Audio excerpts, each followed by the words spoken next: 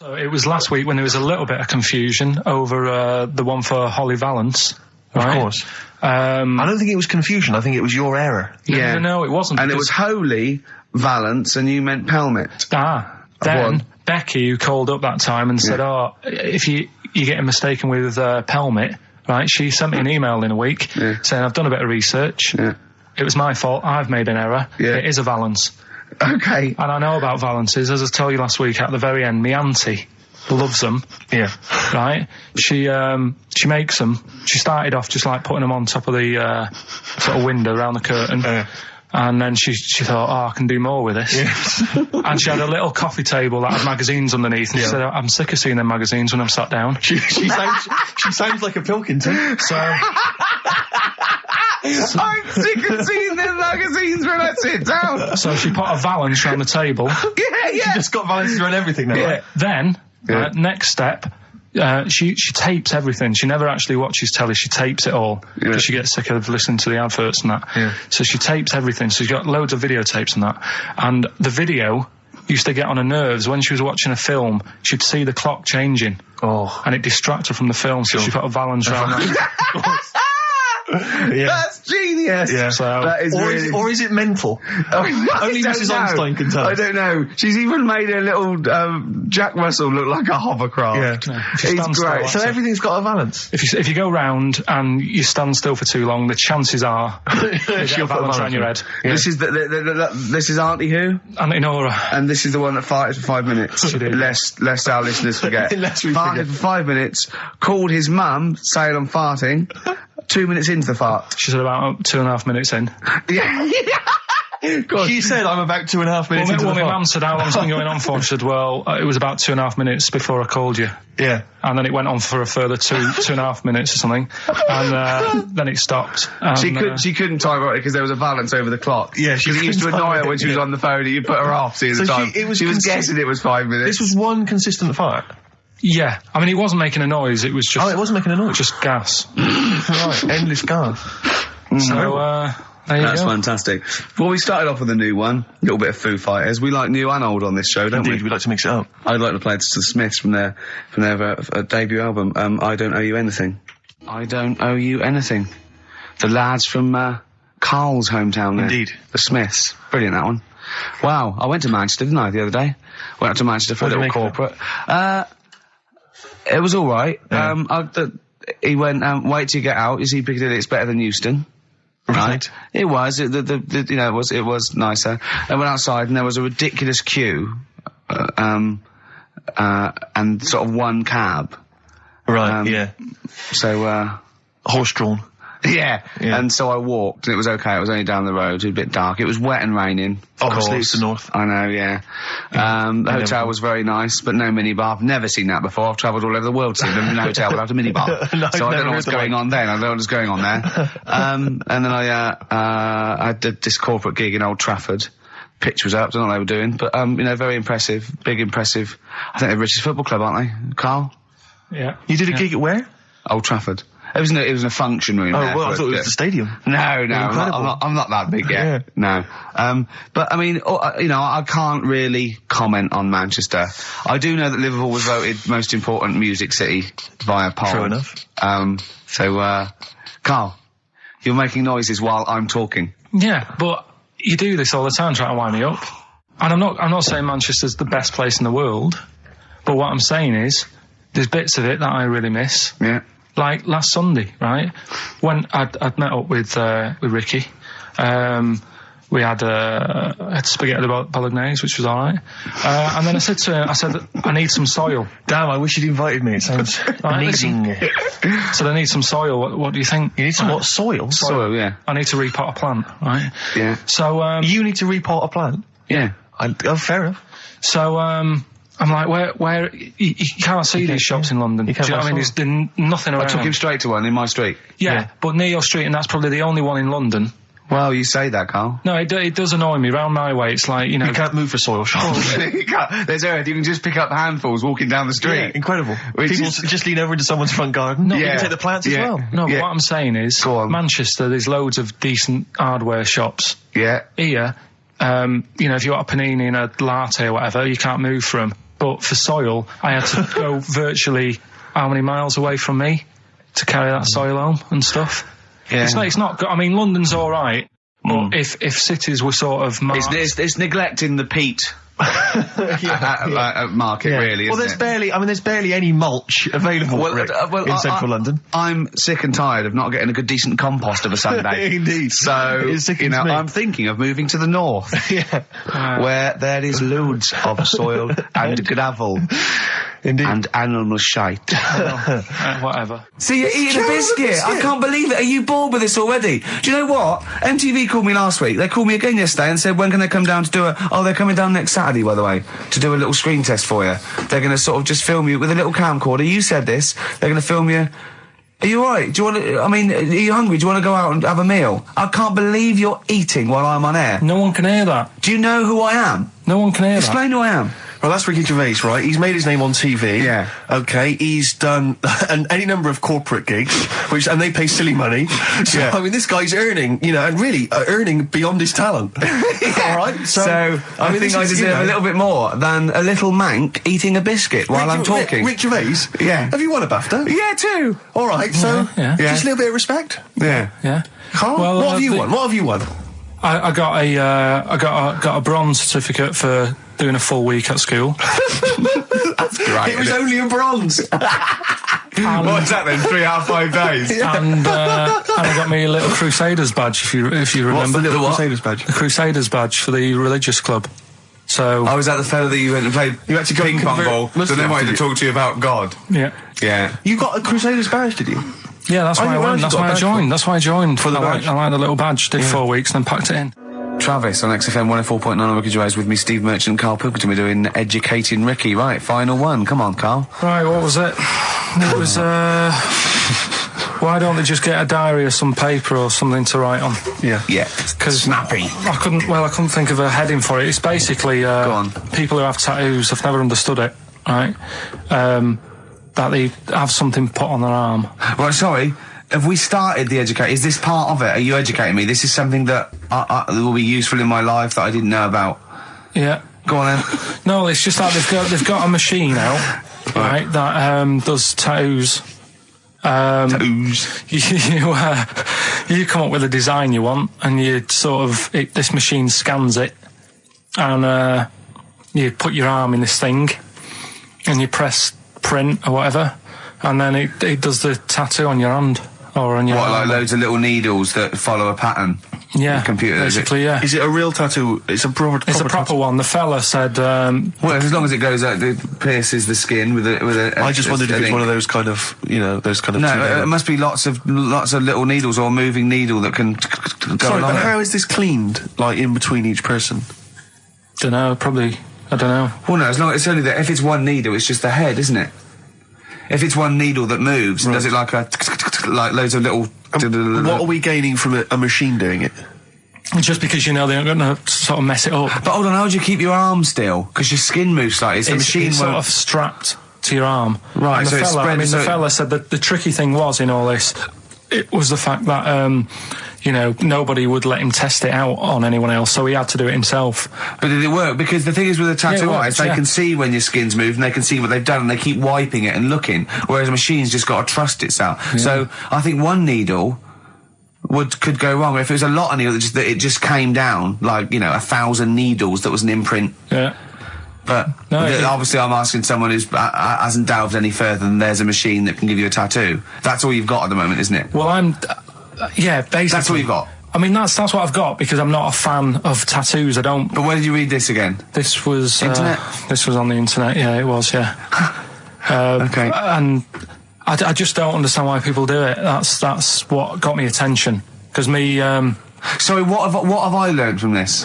That if you wanted to get one, you can get one done by a machine now. People say machines are sort of taking over and that. And there's another one. But it's just the fact. I mean, I don't know. So give us the snappy title of this education again. Why don't they just get a diary or some paper or something to write it on? That's what I always think when I see people with loads of tattoos. Like there's that fella who we were talking about the other week in Scotland who was covered 99% in tattoos. It's just like, what have you done that for? Yeah. Do you know what I mean? You can't get rid of it now. You've done it now. Yeah. One of my uncles, right, Tattoo Stan, he's just caked in them. Tattoos. Right. I don't think he's my proper uncle, but it's just like my dad's got. Tattoo Stan. No, my dad's that's a province in Russia, isn't it?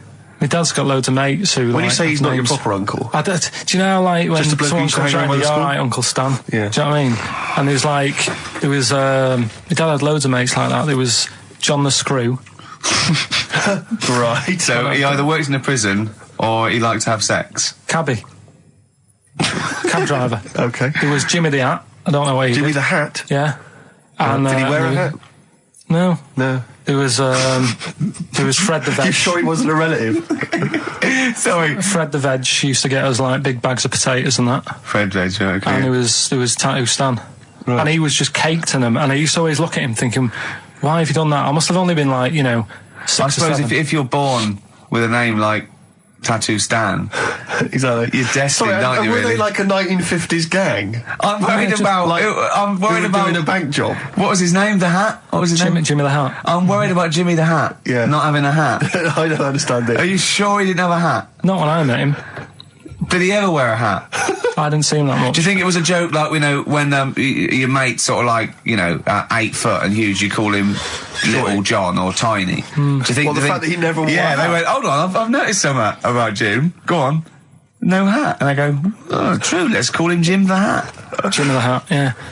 But my Uncle Stan, he had, like, loads of them. He did them himself. Oh dear. And it was always that thing. God. What was it things like? He had, like, the cross. cut here one. Cut here, on made the in neck. Britain. And if you're going to do them yourself, I'd say at least make sure you're sort of a good drawer. Yeah. And don't do it in the mirror so it comes out backwards. Well, that was the other thing. But, like, I remember he did, names are alright. He had, like, all his kids' names down his arm. And, what are they called? Yeah. oh, God, it's... Tattoo Stan Jr. Yeah. And, Paul shits the bed. I'm trying to... Oh, Wabbai Kate. yeah. But he had... Frankie never amounts to anything. Oh, God. So he had, like, Johnny, I don't think he's mine. So he did all this... I don't even know why I'm telling you about tattoos. No, nor do I, Carl. Hey, to be honest... Don and Blitzen from the About a Boy soundtrack by Badly Drawn Boy. Christmas theme there. You spotted the Christmas theme. Yeah. Carl's not really in a festive mood, but... I can't imagine Christmas is your time of year, is it, Carl? Well, I'm not sure any time of the year is, really. I liked it when I was about... I think when I was about 7, I enjoyed it. Was that the one? Was that the year, the big year for You you? get loads of stuff, you don't have to worry about anyone else, but once you've, like, got a job... What did you get when you... When were you doing your paper round? How old were you then? I was about 13, 14. Well, that was then you were a man, weren't I you? had to buy stuff. Oh. But you're still not You're quite a having a good selfish time. man, aren't you? I didn't realise this. No, it's just that And Christmas... that's coming from him, Carl. My dad always said... All right, steady on. Dad said Christmas morning was for, like, for me, so he used to stay in bed. So he never... That's brilliant. That's a great thing to say, isn't it? Yeah. Christmas morning's for you. Run wild. Do what you want. Just don't bother me. I'm going to Honolulu for 2 weeks. That's great. Dad, it's Christmas. Do I have to do anything? No. So my mum used to get up, because she used to like to see my face light up, when I opened the presents. And then... to give fireworks. And then I'd have to go to my bedroom from about 6 o'clock onwards, because, like, my mum and dad were into having big Christmas parties, and I wasn't, like, old enough to go. Right. So they'd say, right, you've had your fun there, you go up to your bedroom, stay in there.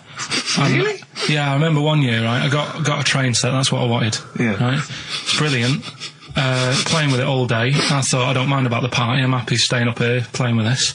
Brother comes in, he's had a few, right, he's going, yeah, give us a go on your train. How old is he? He's a bit older than me, so he might have been like, let's see. Well, let him be 18. Yeah, probably about 18, 19, And how old something were like that. I had a train set, so, I don't know, about... 14. something like that, right? So I'm playing on that, loving it and stuff, and then he comes in and goes, oh, give us a go. He turns the transformer up to, like, 14. He went really fast for about 5 seconds, broke it, and then he went back downstairs.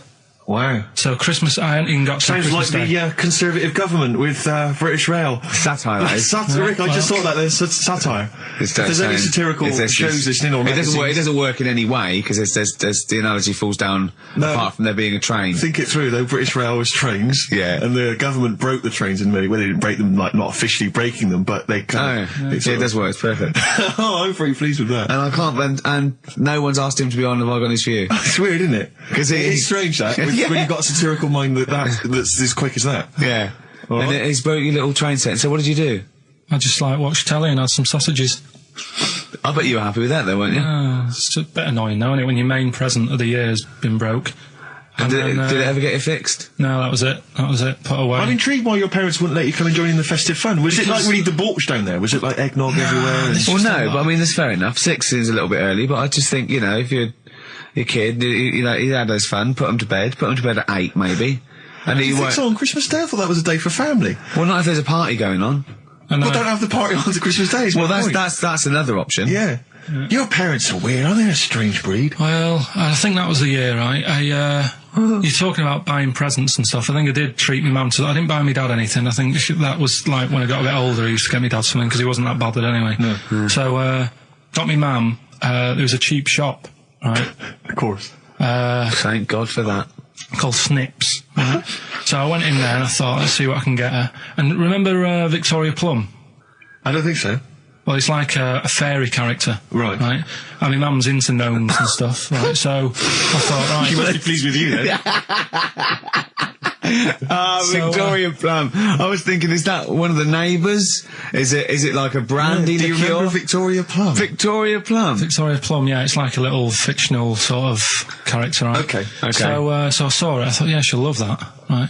So I did my paper round, saved up for 2 weeks, right? Oh. Got that sorted, went to Snips, bought the Victoria Plum. Next day, I'm in town with her, right? So I think, I know what I'll do. I said, come in here a minute, right? So we go in and we're looking around and I tested her, right? I went, look at that there, that's alright, innit? And she goes, oh, it's bloody awful. Oh, Carl. Oh, Carl, oh, God. So then Christmas Day comes, I said, don't bother opening it. She said, no, why? I said, oh, no, why did you still give it to her? So, well, it's too late, I'd already bought it. Oh, Carl. So she opened it and I was like, and she said, oh, that's nice. I said, why are you saying that? I said, the other day, so it's bloody awful. She said, oh no, I thought you were pointing at something else. Oh, no. So that's why I don't get anyone anything anymore. Oh, God. Play record. Oh, God. Oh. That's good, isn't it? Not bad. Gold Rush. Let you down. I'm actually quite affected by Carl's Victoria Plum scenario. Just the fact that, like, that eagerness, he wants to make sure it's a great present. He's saved up his paper round. He thinks it's like a gnome, but modern. I'm worried that you're using it as an excuse now, and that's why you're not buying anyone any gifts, because you've had your fingers burned once. I mean, you were 6, 7 years old. To be fair. No, you weren't. You were about 13, weren't you, if you're doing your paper round? Yeah, I must have been, 11 or 12 then. All right. Yeah, so I'd saved up. Oh, no, I'm not using it as a thing. It's just that... What did you get your mum this year? I've sent them some money so they can get a passport.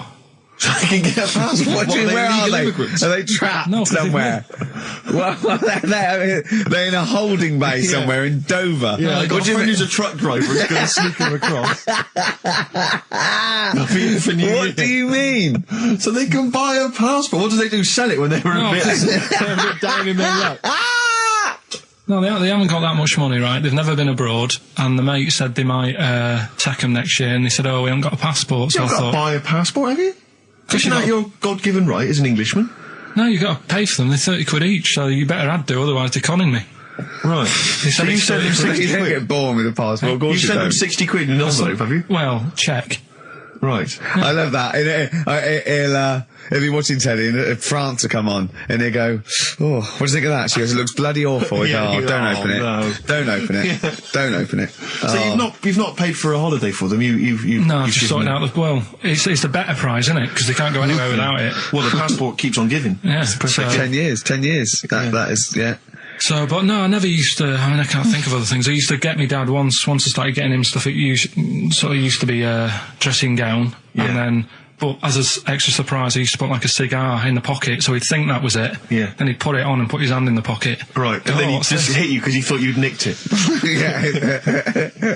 Oh dear. So you bought him a jacket with a cigar? That's quite thoughtful. Did you sneak a cigar once one Christmas? Yeah. Well, that's when they used to have like the big do's, like I say. You know, they were known for it. Like the whole estate used to know that. You know, we were having a party. Yeah. So they'd all come round. So they'd all come round and just have food and drink and that. I can't imagine. I cannot imagine how unpleasant that must have been. Awful. And you locked in your bedroom with a broken train set. Yeah. And looking at Victoria Plum, whatever that was. In the bin.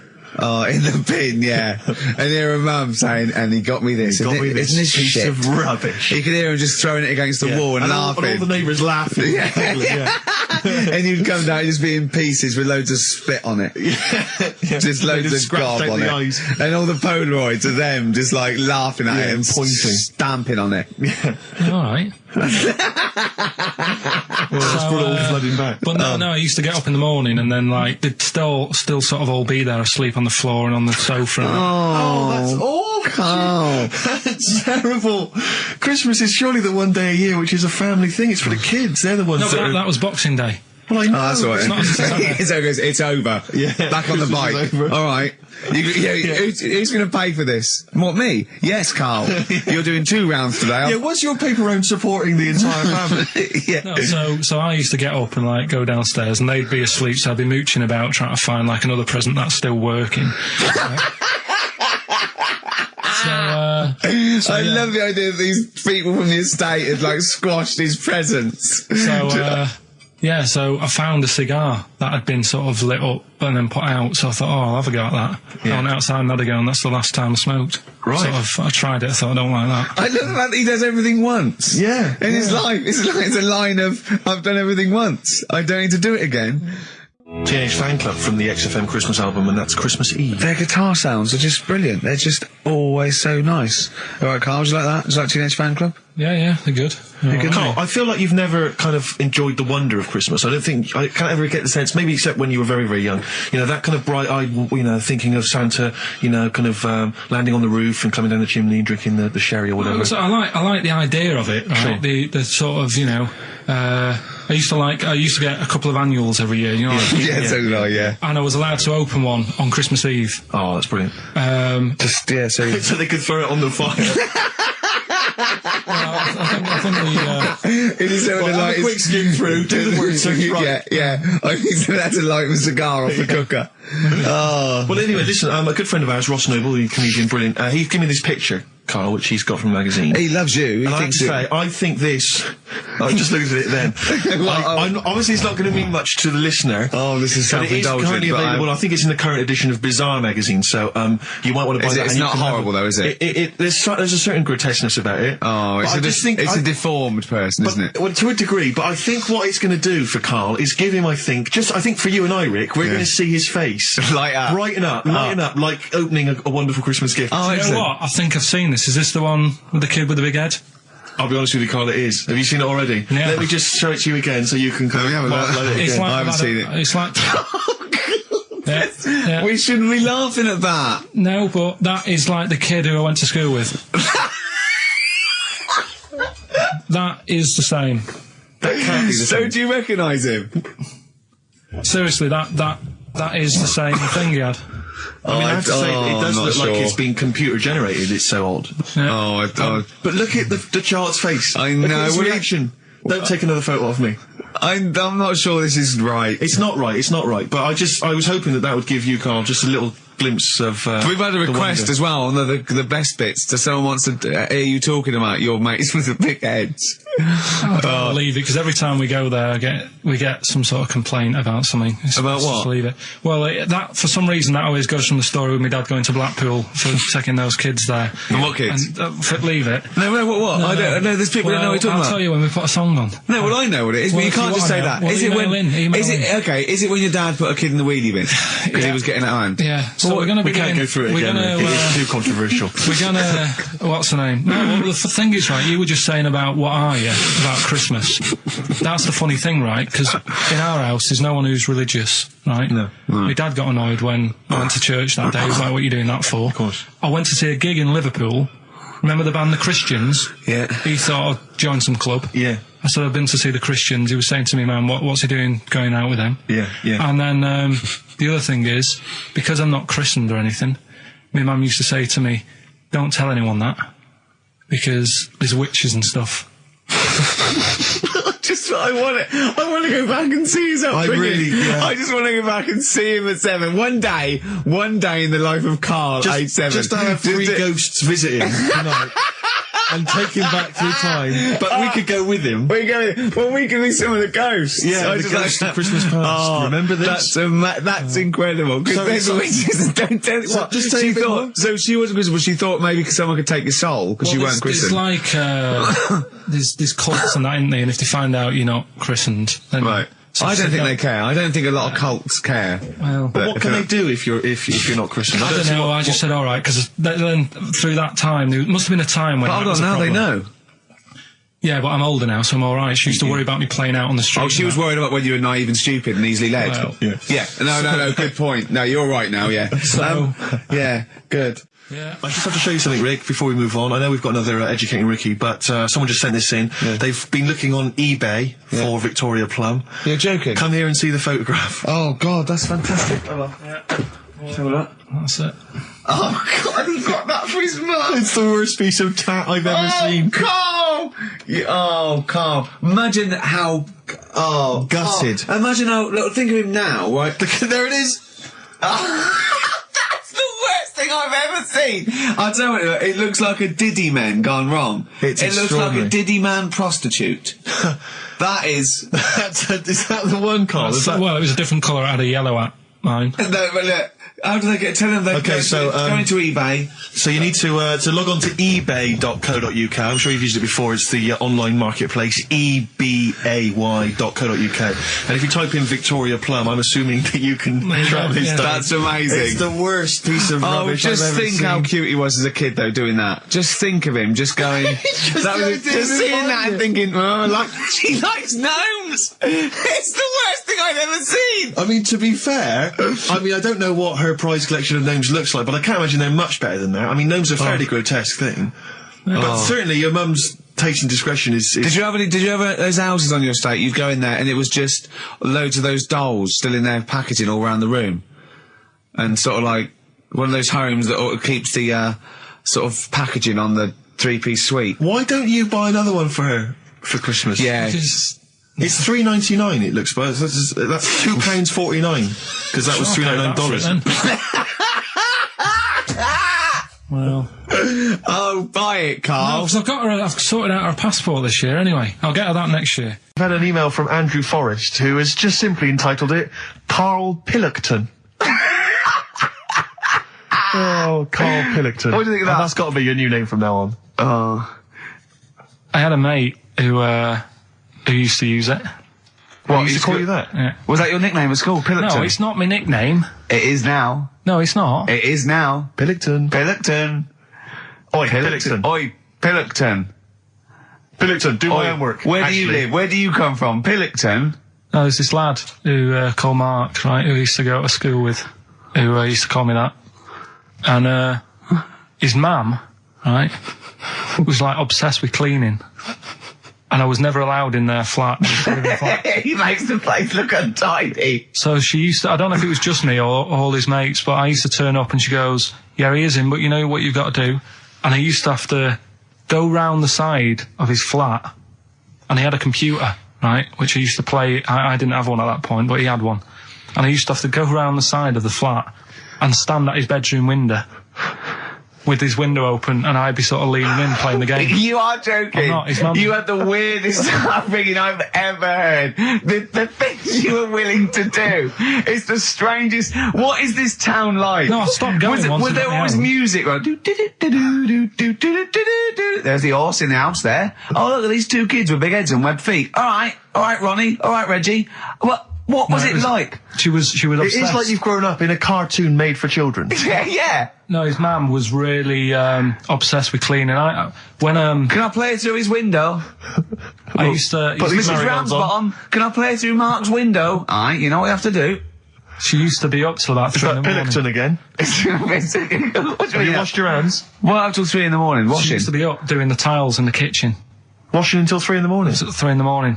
And for ages and ages, that's saying that out on the tiles, I used to think that came from, like, his mum. Because she was out, like, cleaning them late. So, till I was about 13, I thought that saying, out late, on the tiles... Yeah. Was... And now you're not confused by anything.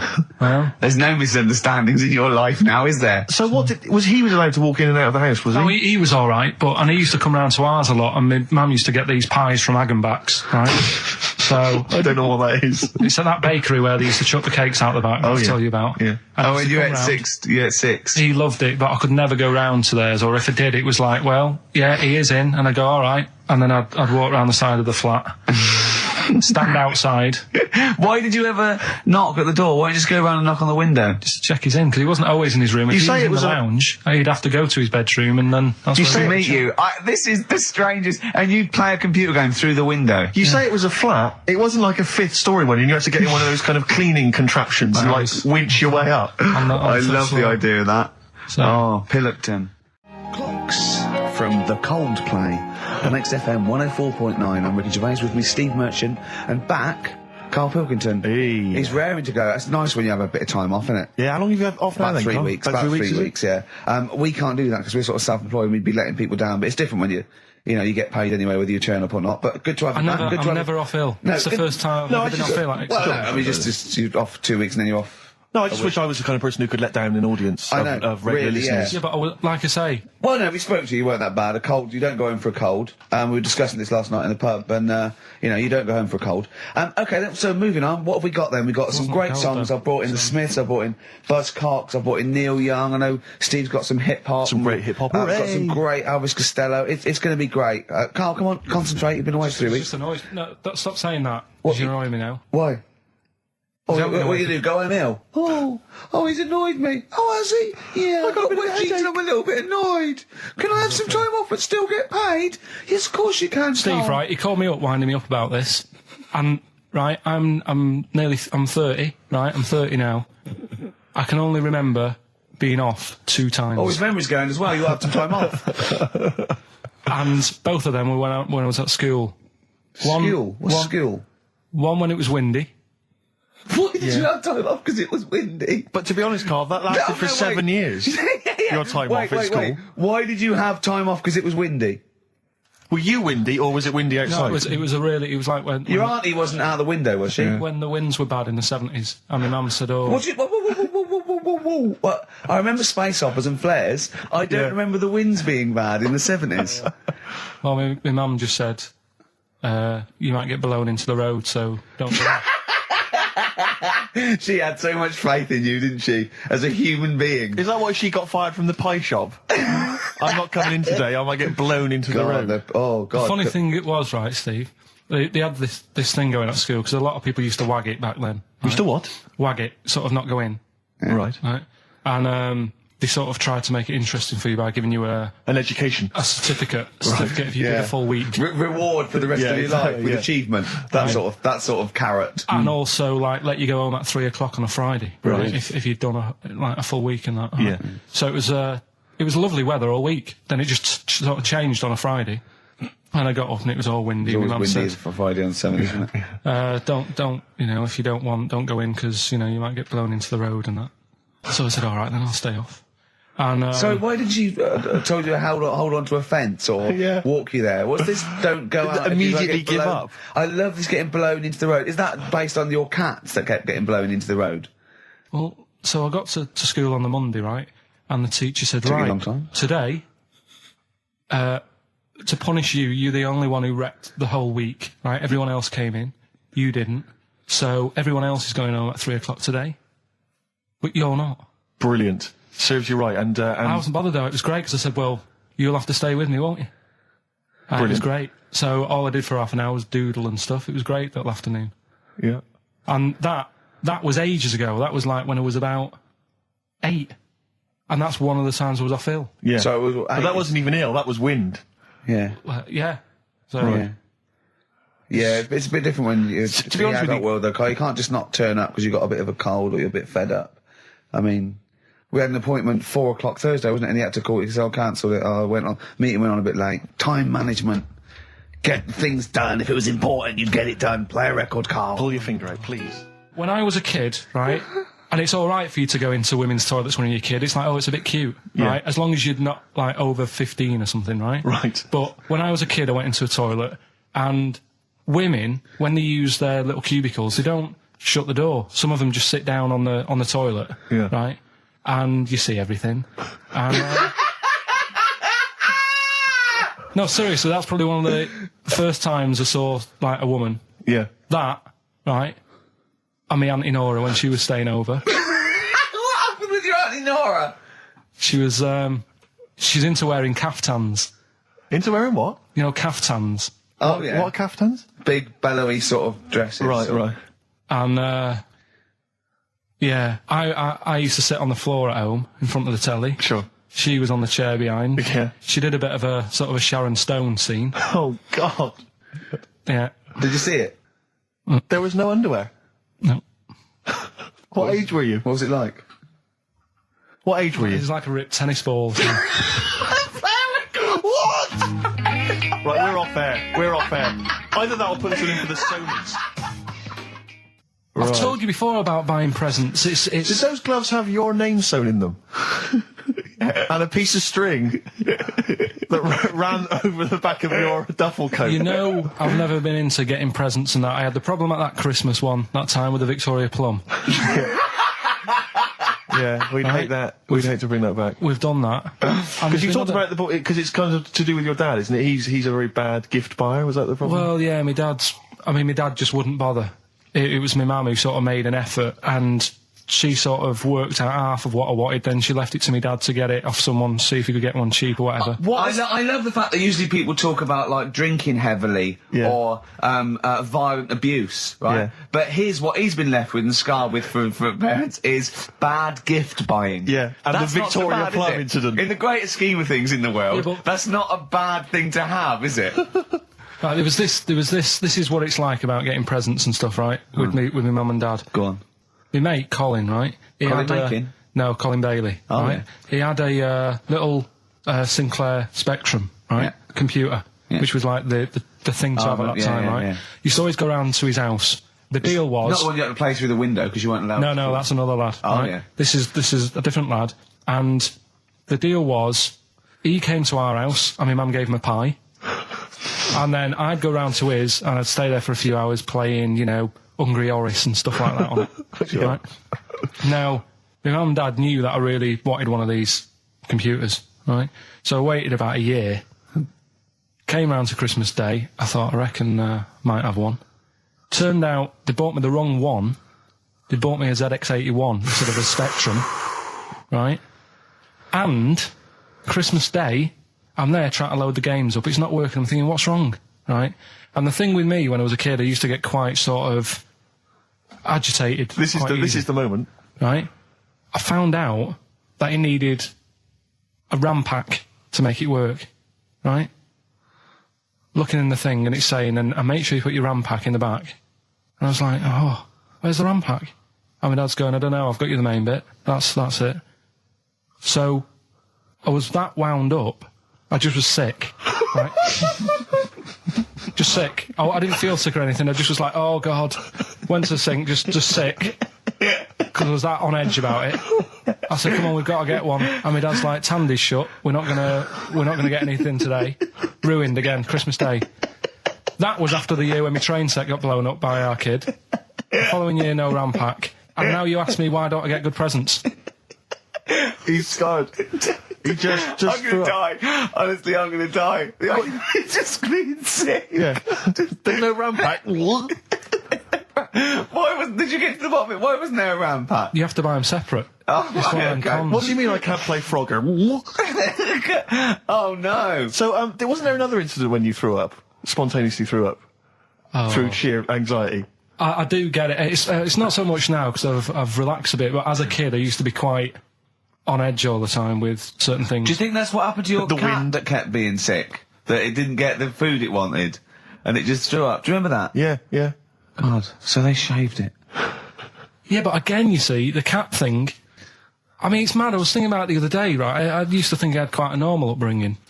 You didn't. Right, and someone was talking Your about mother once told you not to go to school because it was windy, Carl. It was not a normal upbringing. The cat was being sick, so she shaved it, so it was easier to clean. Right, well, my mum and dad went on holiday, right, and I stayed at the Ross's down the road. Oh, yeah.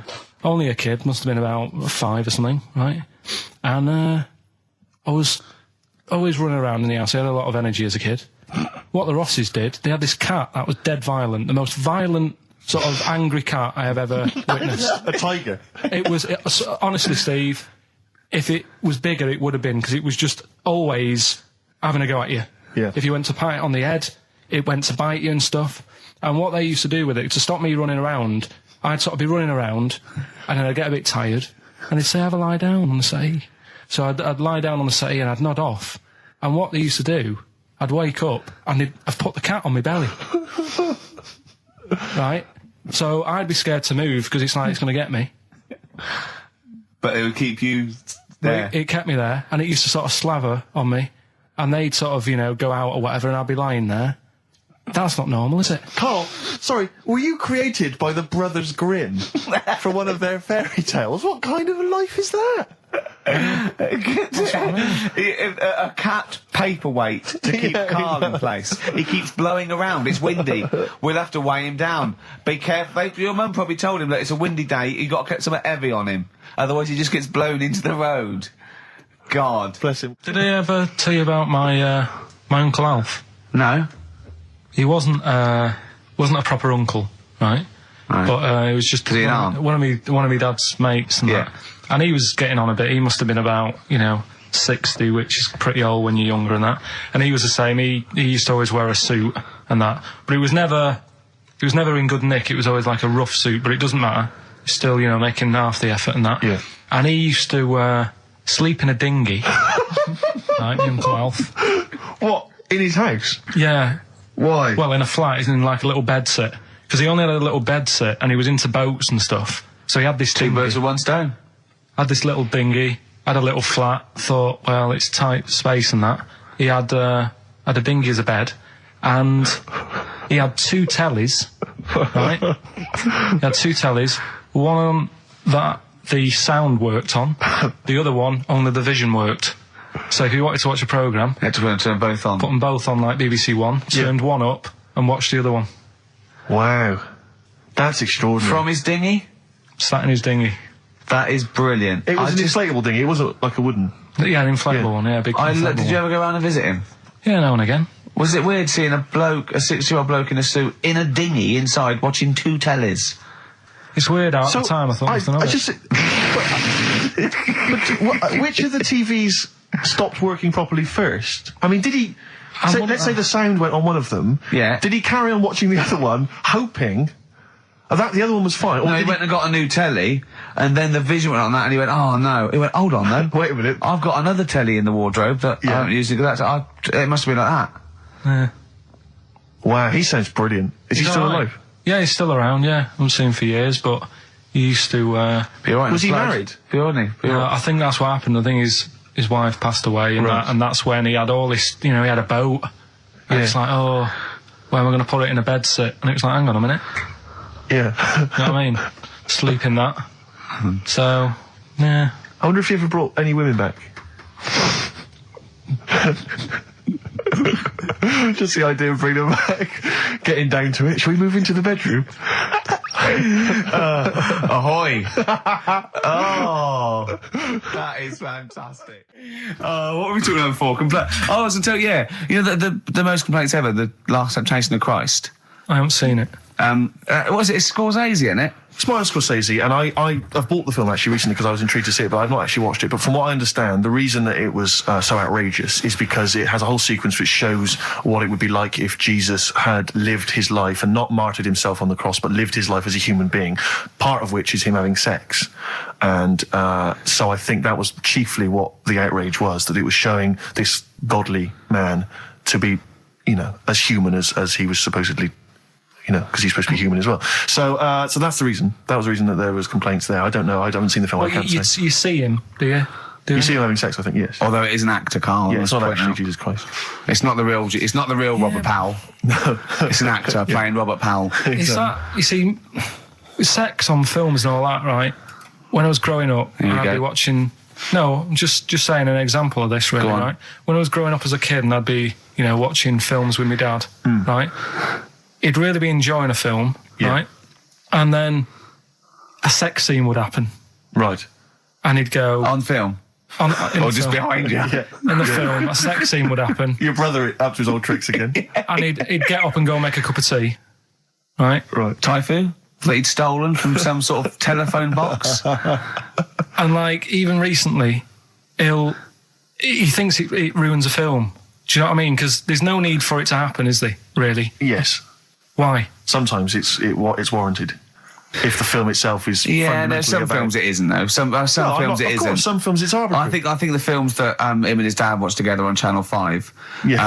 Probably not. Is it only on Channel 5 in your house? But let's put it. Yeah, if you're watching, I don't know, a late night Friday night, from 1983. Yeah, Illegal Briefs. A beautiful lawyer has to defend a man who may be a killer. She falls in love with him, but does she know the real man? Oh dear. You know what I mean, though. Lest you forget, of course, that I... Love Heat. With the bloke that is now in... Go on. Of course, that I, according to the Internet Movie Database, I once appeared in one of those films, in the film Killer Image, a Canadian film, I believe, from 1989. According to that computer... it's all wrong, isn't it? It's all wrong. It's all wrong. Of course it is, yeah. Apparently, I was in that, and I played the role of Kirk. Was it a porn thing? No. I think it's just an erotic thriller. Oh, right. That I suppose it You only had a very small part, though, didn't you? Indeed. Yeah. But no, do you know what I mean? Sometimes you don't need to go that far. Say, like in this Jesus programme, right? Film. What's it called? The Last Temptation of Christ. Just like talking. You know what? What's his name? Is it Ralph in The Simpsons? Yes. I drawed a kitty cat. It's like talking to that. Yeah. No, but right, this temptation thing, right?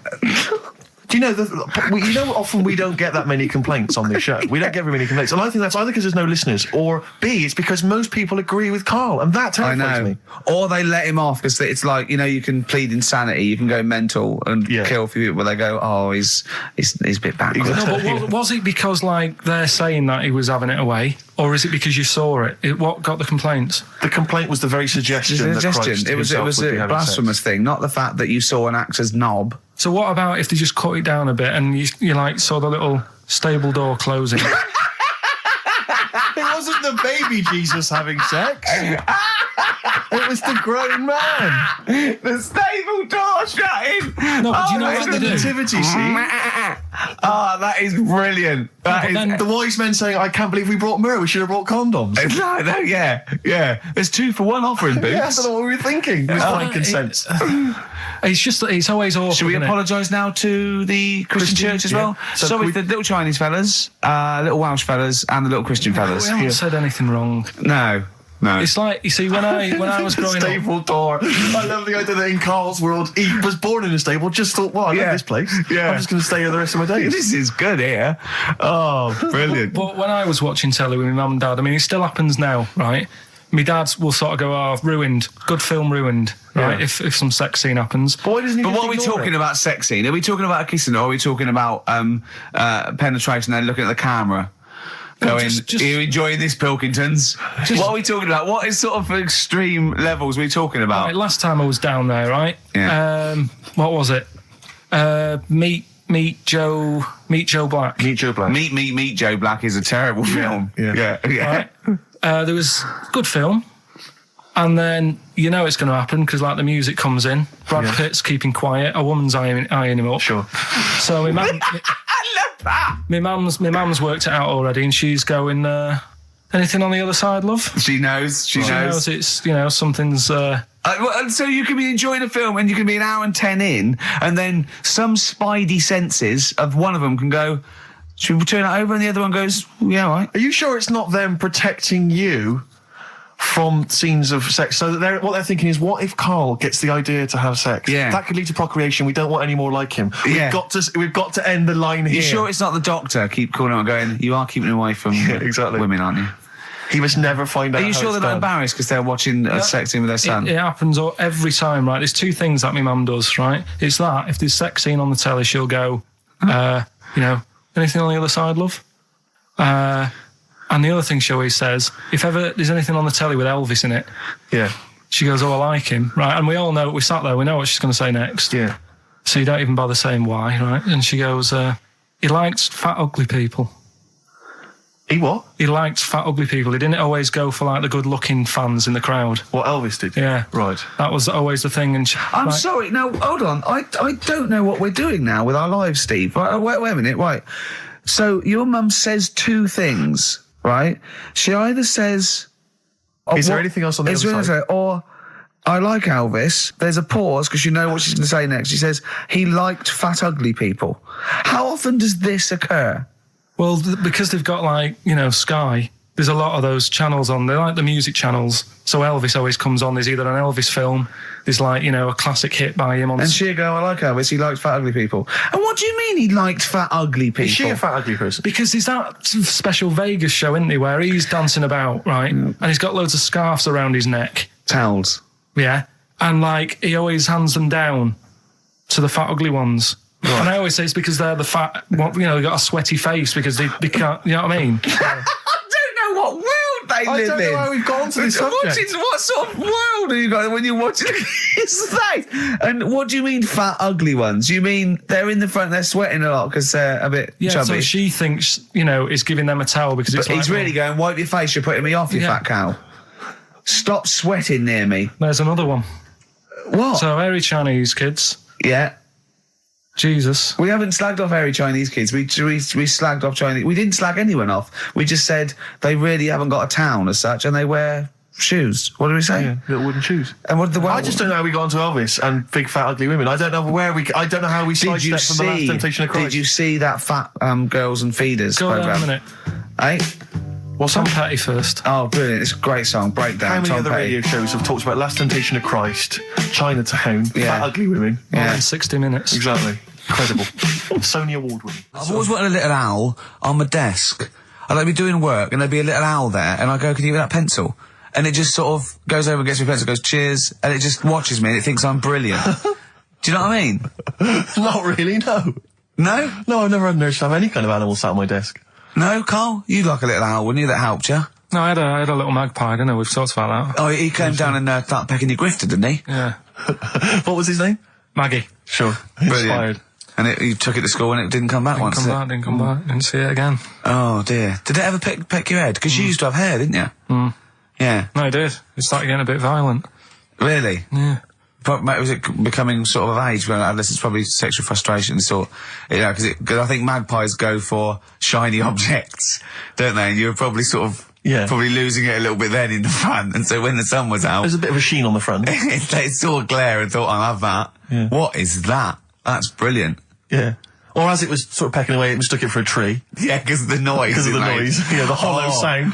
Go on. Women wearing trousers and that, right? On the estate that I grew up in, on, right? There was a woman about 4 houses down, right? Rough. She's the one. She was, or the estate? She was, right? Yeah. She's the one whose kid took a horse into her house. Yes. Right. Now, we won't go over that again. No. If you're a new listener, I think we're covered. I think they get That's the all idea you need to know. Right? Yeah. Now, she used to wear leggings. Yeah. No, they're a bad idea. They are a terrible idea. I agree with you there, Carl. If you're a lady of what the colour? normo persuasion... Were they pink? No, they were sort of black, but with all bits on them. Oh, right. Do you know what I mean? What, toast and just horse droppings. Yeah, go on, yeah. And she used to, she's quite a big woman. Sure.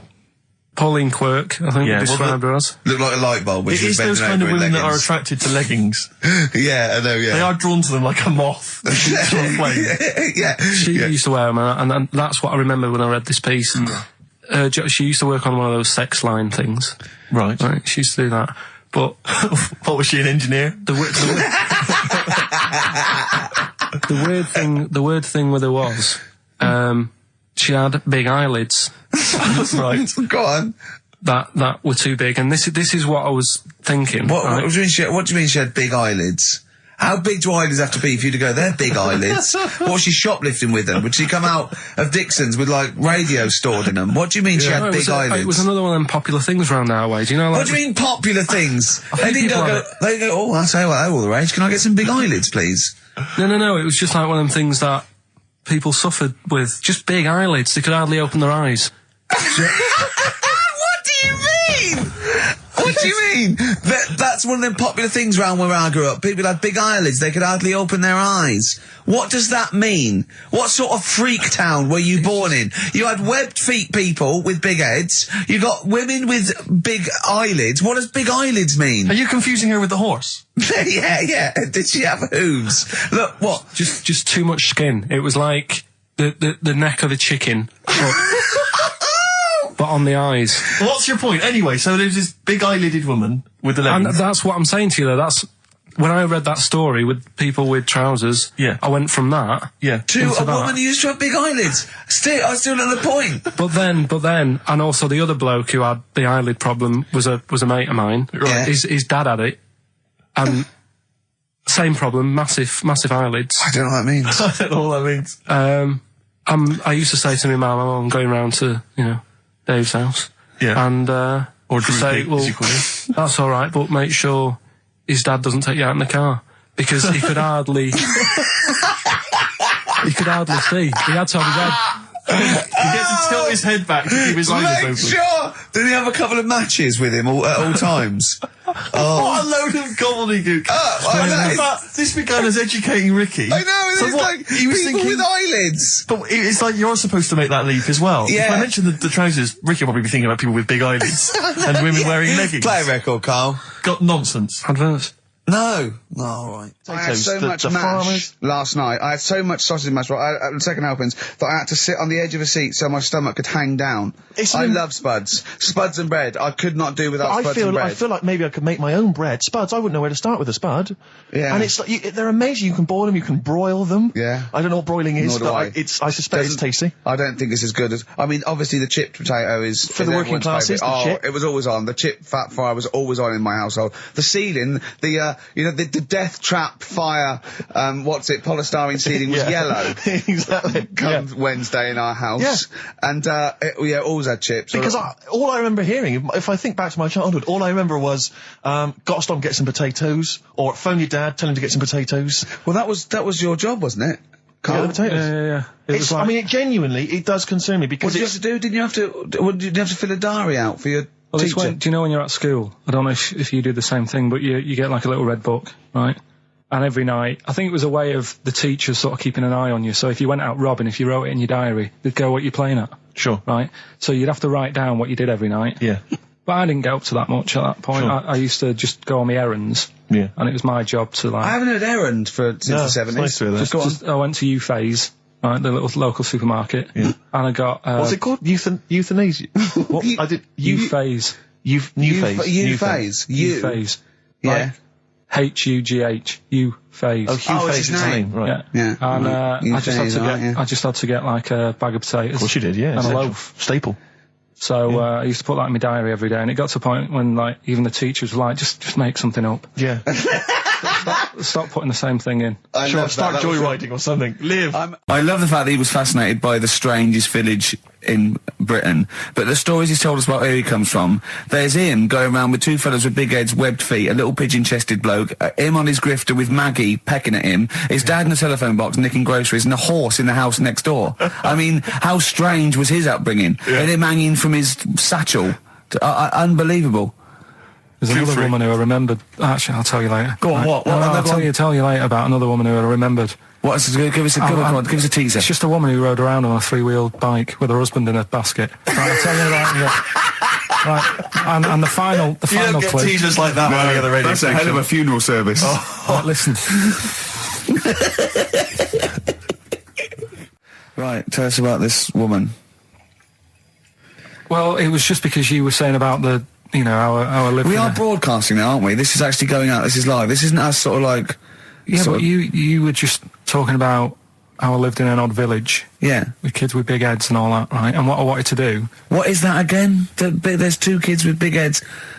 Yeah, they just had sort of big heads and webdams and that. They went to my school, and when I spoke to my dad the other day, because I'm going out to see my mum and dad tomorrow. Oh yeah. So I said, have we got any school photographs with the big-headed kids in? And he said, no, nobody bought those sort of school photos because they were in it, so it was always a bit ruined. So I said, well, no. He said sales would, you know, because he obviously talked to other dads and stuff like that. And he just said, no one bought them. But anyway, so... I would love them. Yeah. That's why I'd buy them. Yeah, but I wouldn't stand out, would I? If it's on the mantelpiece. Yeah, well. But anyway, so I was talking about, you know... When you say they had big heads, what do you mean? Do they look like someone from Doctor Who? They were just quite big. But they weren't related? No. So why did 2 blokes with big heads and webbed feet? I lived in a weird area. There was a chemical plant close by. I can't believe you've never told us that before. That explains a lot. Not just the freaks in your neighbourhood, but... No, there was loads of weird stuff going on. There was this, like I said, there was this woman who used to, like, live in one of the council flats, right? And she had a 3-wheeled sort of big... What do you call it? 3-wheeled son. He was the weirdest bloke we ever knew.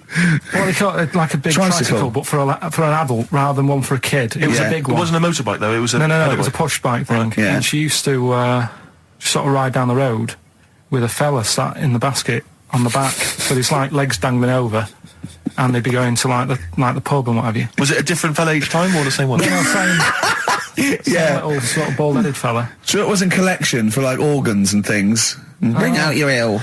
And then people just throw Grandad just in the back and go, right, we get £4 for Grandad. But she's got a lovely pair of testicles on him. They're very low, but they bring out your dead or nearly dead. She used to pick on her husband quite a lot. They'd be in the pub and what have you, and they'd be sat by themselves, but she'd always be sort of, you know, having a go at him, moaning at him, sort of pushing him about and that. So my dad and his mate, right, they went round to their house, knocked on the door, she answered, and he said he was a copper, right? He said, you know, Detective Pilkington, gonna come in and have a word. So I'm just going to make a note of impersonating a police officer. Yeah, but for the good, he went in and sort of, now I've heard... It's a superhero. Yeah. I've heard, you know, you picking on your husband a lot. Yeah. We'll be keeping an eye on you. Do it again, and there'll be trouble. And she backed off after that. She was all right. And how was the husband? Was he still in the basket, though? Was he allowed to ever sort of, like, ride up front with her? Or was he just always in the bar? She'd sort of stopped picking on him in public places and stuff. That's good. You can't get done, can you, just for doing that? I think impersonating a police officer. Well, you probably did. There was no gain. I think you can't impersonate a police officer full stop, but I think they'd probably be lenient on him that he was, you know. But let's face it. He's not going to be caught because why would anyone know about it? It's not like his son's going to say it on a radio station, is it? And stitch him right up. Is this something you did generally? Kind of a little bit of light vigilante work? Just whatever, him and his mate, just, you know, if they saw something going on, they go, what can we do? Sure. What little scam can we do, or whatever. That's fantastic. That was the record before us, and here we are, pre-recorded, because we did this a few weeks ago, because we're not here at the moment, are we? We're away in that. I'm Ricky Gervais, with me Stephen Merchant. Hello there. And Karl Pilkington. Well, he's not actually with us. He'll be in some of the best of clips that will be coming up shortly. Yeah, this is just us, isn't it? This is just us. We did this. When did we do this, Rick? A couple of weeks back. Hold on, what is it? It's the 27th today. Yeah. I enjoyed Christmas. I loved Christmas. I loved Christmas. I had a great time. What did you get? Loads of presents. So did I. I'm glad they made it to #1. I'm really glad. Stroke, he, she. Yeah, I'm really glad that the pop idols, Cliff Richard, Westlife, made it to #1. Bo Selector. Yeah, just delete that. Yeah. Okay, well, we're going to play some of the best of, some of the greatest moments of the last 3 weeks. Yeah. Ever heard on XFM 104.9. What about this? Do you remember this one? Oh, which one is it? Alright, so, here's the first bit. Right, there was this. This is what it's like about getting presents and stuff, right? With my mum and dad. Go on. My mate Colin, right? No, Colin Bailey. Oh, right? yeah. He had a little Sinclair Spectrum, right? Computer, which was like the thing to have at that time, right? Yeah. Used to always go round to his house. The deal was not the one you had to play through the window because you weren't allowed. No, that's another lad. Oh right? yeah. This is a different lad, and the deal was he came to our house and my mum gave him a pie, and then I'd go round to his and I'd stay there for a few hours playing, Hungry Horace and stuff like that on it. Right? Now, my mum and dad knew that I really wanted one of these computers, right? So I waited about a year. Came round to Christmas Day. I thought, I reckon might have one. Turned out they bought me the wrong one. They bought me a ZX81 instead of a Spectrum, right? And Christmas Day, I'm there trying to load the games up. It's not working. I'm thinking, what's wrong, right? And the thing with me when I was a kid, I used to get quite sort of agitated. This is the moment, right? I found out that it needed a RAM pack to make it work, right? Looking in the thing and it's saying, and make sure you put your RAM pack in the back. And I was like, oh, where's the RAM pack? And my dad's going, I don't know, I've got you the main bit. That's it. So I was that wound up, I just was sick, right? Just sick. I didn't feel sick or anything, I just was like, oh God. Went to the sink, just sick. Because I was that on edge about it. I said, come on, we've got to get one. And my dad's like, Tandy's shut. We're not gonna get anything today. Ruined again, Christmas Day. That was after the year when my train set got blown up by our kid. The following year, no RAM pack. And now you ask me why don't I get good presents? He's scarred. He just I'm gonna die. Honestly, I'm gonna die. He's just screaming sick. Yeah. There's no RAM pack. Did you get to the bottom of it? Why wasn't there a RAM pack? You have to buy them separate. Oh, okay. What do you mean I can't play Frogger? Oh no. So, wasn't there another incident when you threw up? Spontaneously threw up? Through sheer anxiety? I do get it. It's not so much now because I've relaxed a bit, but as a kid I used to be quite on edge all the time with certain things. Do you think that's what happened to your cat that kept being sick? That it didn't get the food it wanted and it just threw up? Do you remember that? Yeah. God, so they shaved it. No, again, I spoke to you in the week, and I had much better things, like when I tell you about Brian Blessed climbing Everest, and for some reason it made him, it played havoc with his belly, and he followed through, and he had to clean up. Shut himself? Yeah, using ice and snow. Why are you telling me that Brian Blessed... in what way is telling me that Brian Blessed shit himself once in any way educational?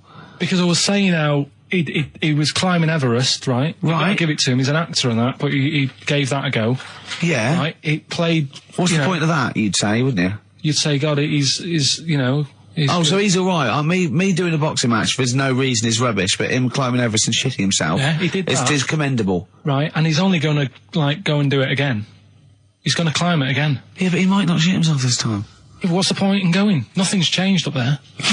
Yeah, good point. Yeah, it should have been. Well, it has. They've probably cleared it up by now. Like, but it's slip on it. I can't even read about Brian Blessed. Is it actually true, or have you libelled someone else? It was an interview with him in it. And what did he say? Oh, come on! What did he say? He said I climbed Everest and I played havoc with me belly. Let's talk about it next week. We've really run out now. Oh, you're a fool. 3 holidays Carl's had this year. Last year. Yeah. I'd love to have 3 holidays. You've got to start putting the work in there. I had 2 holidays though. No, you had 3 holidays. You went away with Suzanne and her parents. Yeah, well that doesn't count. It does count. If you book 2 weeks off the firm and you go away and you go, how was your holiday? Go, well, I didn't really count. It wasn't a really good holiday. Can I have them days back, please?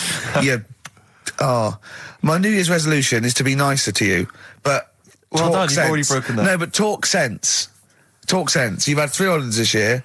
And I'm just saying, you're in your 30s now, and 30s is when you should be really putting the work in. That's true enough. To reap the benefits in your 40s, 50s, 60s, 70s, 80s, 90s, and 100. Carl, what's your New Year resolution? What about think before you speak? It's worth... See, I'm allowed to laugh. I'm allowed to laugh at things other people say, Carl. That one... that is a good suggestion. How was your holiday, Carl? It was all right. Right, brilliant. But that, I don't see, on the ratio of good to bad in Karl's mind, that might be amazing, because we never It might be amazing, sing the mightn't praises it? of anything. I'll tell you what, can we have, a cracking little tune and then come back and hear about Karl's holiday? I'd love to do that. Let's keep it tight. Love to Tear Us Apart by Joy Division. Now, I can't put my finger on it, but that doesn't sound like the original, and it's off a compilation. It sounded a bit fast. I think the vocal was slightly different. If anyone can, put me out of misery, I think it might be in a session of the time or something. Karl, is it a New Year resolution for you? Another one. Maybe when we ask you to get a song, get the original single version. I could be and wrong, not some but obscure session. Yeah, it does seem different, doesn't it? Very odd. Yeah. Maybe we just remember it wrongly. But anyway, that's XFM for you. 104.9, I'm Ricky Gervais with me, Steve Merchant. Karl Pilkington. Karl, you went to Lanzarote. Yeah. People said don't go to Lanzarote. They told you it was Lanzarote. They told you, were they right or wrong? They were right, yeah. Really? Yeah, it's a bit ropey, yeah. Is it? Why? Just, out there. If it wasn't for the volcano they had, it'd been knackered. That's their big draw, is it? That's it, basically. That's all they've got going for them. When you landed, was it really hot? Initially, were you quite excited? You were thinking, this is okay? It was warm. It's, we can't complain about the weather. The weather was all right. Sure. You know what I mean? That's what I went for, but it'd be nice if there just was something else. Yeah. What did you do all day then? Did you read your ritual book? No, I didn't read that. I read that book. Do you know the book that I bought and all the chapters were messed up? Oh, yeah. I bought a better version of that. All right. And I read that. Excellent. And then... Did it make more sense in order? Yeah, a lot easier to follow. Yeah. And then we went and had a look at the volcanoes and that. They've got 36 of them to look at. How many did you look at before you realised that pretty much, you've seen one volcano, you've seen them all? Probably about 6 or 7. Really? Yeah. And then when you got to the 8th, you thought, now I know what this is going to be, Suzanne. This is going to be like a mountain with a hole in the top. Yeah. Really? But it happened years ago as well. It's like, just keep a couple, fill the rest in, tidy it up. Fill the rest in! Yeah, no, Well, getting some builders. No, seriously though. Okay, 4 million tons of concrete, please. They're an absolute death trap. Yeah, what do you mean fill them in? Do you know what a volcano is? It's just a hole, isn't it? That's happened. Well, it's more than the hole. It's more a portal to the magma in the centre of the earth. Back in 1730 it happened, and they still haven't sorted it out. Well, when you say it happened, volcanoes were made a lot longer ago than 1730. No, but the one that did Lanzarote in. Right. Sort it out. What would you suggest? How can they fill it in? It's joined. It's all joined. No, but what I'm saying is... the big plates of the earth are all joined. All the magma's joined. With the Trade Centre thing, that happened. They cleaned it up, sorted it out, they've moved on. That's what I'm saying. Whereas Lanzarote have just gone, leave it. It happened back in 1730. You misunderstand me. How, in the name of God, can you fill in a volcano? You ignorant twit. No, but it's not just the holes. They've actually left the lava everywhere. That's what I mean. It's not just the big holes. There's lava everywhere. But it's molten rock. They can't just pick it up like a carpet. Put it in the holes. The holes are there ready. Just push it all in. That's what I'm saying. Do you know what a fable is? I've got a rough idea. Okay, it's a thing that uses sort of metaphor, analogy, just to explain sort of morals. I mean, they're very very old for a start, and it's all I'll give you an example of one. A quick one. Oh, the one about the dog with 2 bones. He goes to a dog's got a bone. He sees its reflection in the lake, and he thinks, "Oh, that dog's got a nice bone. I'll have that." And as he goes to get that one in the reflection, he drops the one he's got, and that's one about I think I was told one when I was younger. Go on. I think it was one. This young lad, he's got a dog, right, and he's about 8 years old, and this dog, he's had it since he was about 4, and it's a bit tired now, and he chucks sticks for it, and it doesn't go for it, and he's saying to his mum, "Oh, I want a new dog because this one's useless. It doesn't do it doesn't have any fun with me." So they say, "Oh no, but Rover's a good little dog. You should look after it." And he's like, "Oh, I don't like it. I want a new one." So they buy him a new puppy, and it's running around, yapping about, and he's loving it, and he's playing around with it in the grass. And then one day he goes to the park and he's messing about and rolling about with it, and he falls into the lake, right? and the little puppy's like yapping at him, and he's going, help me, little dog's yapping, and then the old dog comes and gets his collar, and it pulls him out of the lake, and he goes, oh God, why did I forget about you? You're the better dog. And he loved that one again rather than the puppy. I got a feeling that was Lassie. Well, yeah, that was an episode of Lassie. What's the moral? What's the moral there, Carl? What's that telling? What's that explaining through analogy? Sort of, don't forget the old. Look after old people. I remember there was one I heard once about a young boy who got trapped in a lake inside a cage. But he loved his trainers so much. He wasn't going to get them wet. But even though he had to get out there, and even though he thought that was the important thing because it's material value, he actually drowned, and the trainers were no good to him then. That was Bowie and Waterloo Sunset. Love that. Love the original. Love Bowie. Bowie was my gig of the year. These are my singles of the year. These are our clips of the year. I'm Ricky Gervais, with me Stephen Merchant. We're just picking some lovely little bits and pieces. Do you remember when we talked about this?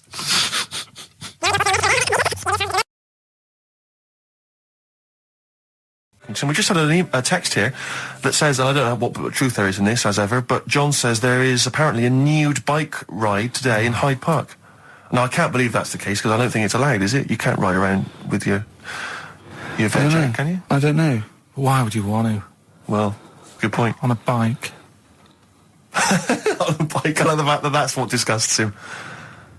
I want. Do you know what? If we did appeal for a nudist to call in, I'd want a very specific sort. I want a German nudist, a middle-aged man called Helmut. Okay. If there is any, or the closest one to it.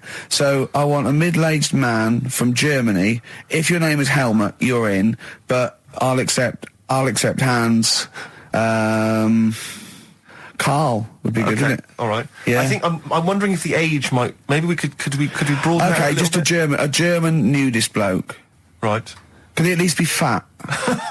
Can I find a fat German fella? If your name's Helmut, we're going to give you a big prize. Yeah. But any fat German fella who likes to get his sausage out. Sure. Okay. It's sauerkraut. Yeah. What's the phone number? 0871 222 1049. It'd be good just to get an email or a text with a contact on it, and then I can just call them up in the week. Sure. And 83936 is the text number. I don't know what our audience demographic pans out like, Rick, but I'm suspecting that's probably a fairly small fraction of our listenership. I know, but there must be someone out there. If you know a fat German who likes to get his tackle out, phones are going. Straight away. Just answer it, Carl. Just answer it. Just pot luck. It could be anything. Well, just see what it is. To be fair, it could be a nutter. But just say hello. Just tell your turn. It's not straight away. He'll stay there, won't he? He'll stay there. Well, answer it. Answer it. Leave it. Answer it. Oh, you see this? It's gone. There you go. He bottled it. So, just as well. Well, you took too long to answer it. There's a vicar in Australia who's started sort of doing his services and all that. In nude. Hot, isn't it, out there? Yeah, where'd you get the churches aren't. Churches are pretty cold. It was on some website. Of course it was, yep. Just saying about a vicar and that who's... there's a lot of nudists and that who want to get married. Do it, don't mess about with the wedding dress and that. Just snip up. Cheaper, isn't it? Well, I suppose it's so... I suppose if you believe in God, you believe that that's the way to be, innit? Because Adam and Eve and that. Yeah, but then in Adam and Eve, the shame made us dress up, didn't it? Yeah. Eating the apple and things. Yeah, but God didn't want that, did he? No, he wanted to see it all. He was loving it. He was having a whale of time getting a life full of all of that, and then the snake said, cover yourself up. Stitched him right up. What exactly is there then? Is it just a kind of moon-like kind of surround with just kind of dust and rock? That's exactly what you see. I was there when the Mars thing went wrong. Yeah. I would have just sent a camera crew there, filmed a bit of that, right, and say, here we are, this is it. Yeah. Ignore the little coffee shop in the background. Yeah. Right? This is Mars, because that's where it's like just loads of dust. Yeah. Holes everywhere. Tidy it up. Little round-headed aliens complaining. Whinging. Just like Mars. Yeah. So is there what's the best bit about the holiday? Come on, pretend you're Judith Chalmers. I have been doing. I would have done all. I would have said that. Don't bother. Right. I mean, the hotel was good. Yeah. That was all right. What was that like? It's all right. Just, clean. That's all you want, isn't it? See, that's not quite what Judith Chalmers does. She doesn't go, what's the hotel like? All right, yeah, clean, isn't it? All right. What was it like? Was it, what was it? 3-star, 4-star? Did it have a swimming pool? What was the room like? Had a swimming pool and that. Yeah. Yeah, it's good. If, you know, I think it was one of the better ones on the island. Okay. Nightlife? Wasn't really. And there was a bar, there was some bands playing. Yeah. Not very good.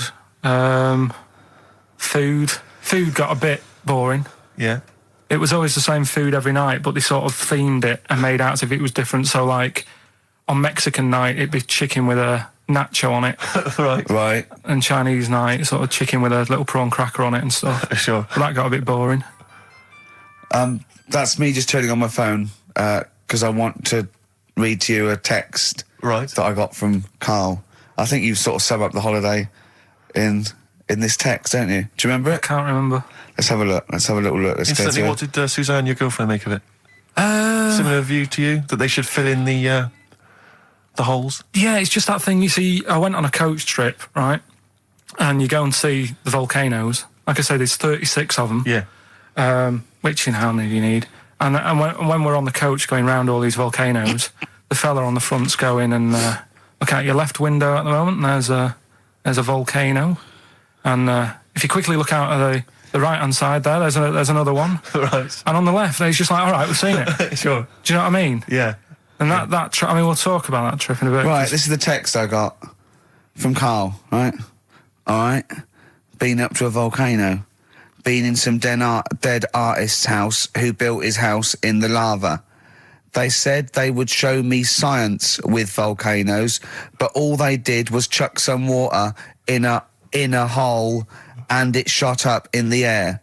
No dwarves in the canteen, no scousers here, but there is a Swede woman with a big head. She looks effing gormless with a cap on. All right? So a little reference there to... A Swede woman? What's that mean? Do you mean Swedish? Yeah. Or she looked like a vegetable? No, a Swedish woman. But they've all got sort of quite big bill, aren't they? And I sent him a text. Oh, well, it's just good to be on holiday because, you know, I'm working. He sent back, so am I. Just been watching Sky News. There is a school for monkeys who want to get a band together. Is that monkey news for later?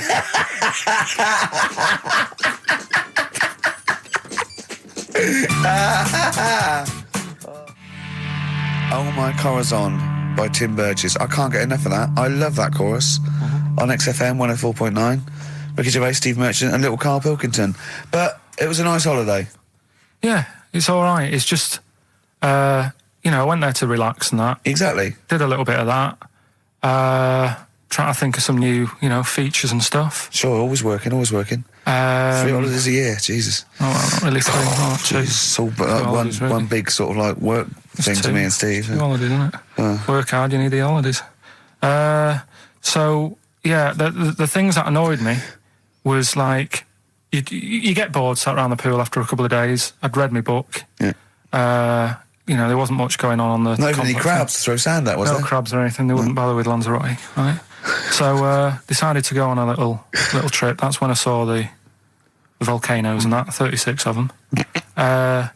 So, we go on the trip, and the thing that annoys me, it does happen every holiday that you go on. If you go on a sort of a package thing, they have these trips, right? And you pay about 40-odd quid, and they give you some wine, so it make it feel like you're getting your money's worth. But how many of these trips have you been on then? Loads. Probably about 12. More holidays than I've had. Go on. Yeah, so anyway, so you're on the coach, right? And they take you for the volcanoes. They took us in the middle of nowhere. Yeah. Right. There's nothing else round there. Sure. It's like I say, it's like Mars, but with holes in the ground. Yeah. Right.